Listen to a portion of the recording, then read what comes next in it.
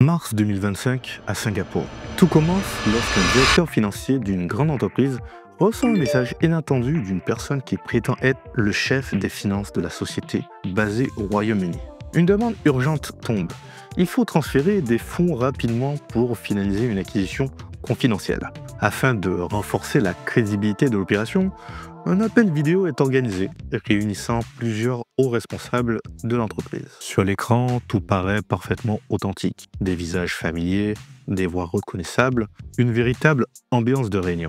Convaincu d'être entouré de ses vrais collègues, le directeur financier procède au virement de près de 500 000 $.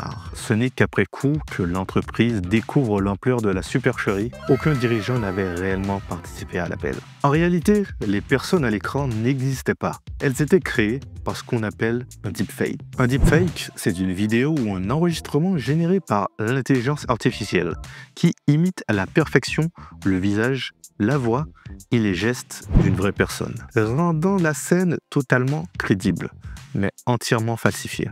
Il ne s'agissait pas simplement de photos volées, mais bien d'imitations numériques sophistiquées, avec des mouvements du visage parfaitement synchronisés et des voix étonnamment réalistes. Ce cas représente bien plus qu'une simple arnaque par email ou message. Il s'agit d'une escroquerie digitale d'un niveau inédit, orchestrée grâce à plusieurs identités synthétiques simulées en temps réel pour créer une réunion crédible. Des dirigeants clonés avec des caractéristiques visuelles et vocales bluffantes. Aujourd'hui, visioconférences et confirmations vocales sont susceptibles d'être falsifiées. Sans protocole de vérification secondaire, les entreprises demeurent dangereusement exposées. Face à cette nouvelle menace, il faut désormais toujours vérifier les demandes de transfert importants via un autre canal de communication. Cette histoire me fait énormément penser à cette femme qui s'était fait arnaquer par un escroc qui avait envoyé des photomontages de Brad Pitt.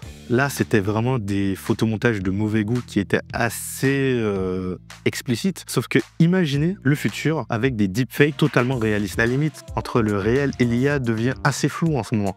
On a pas mal de vidéos qui sortent sur TikTok, YouTube, etc. qui ont été générées par IA. Et pourtant, il y a quand même des gens en commentaire qui se font avoir.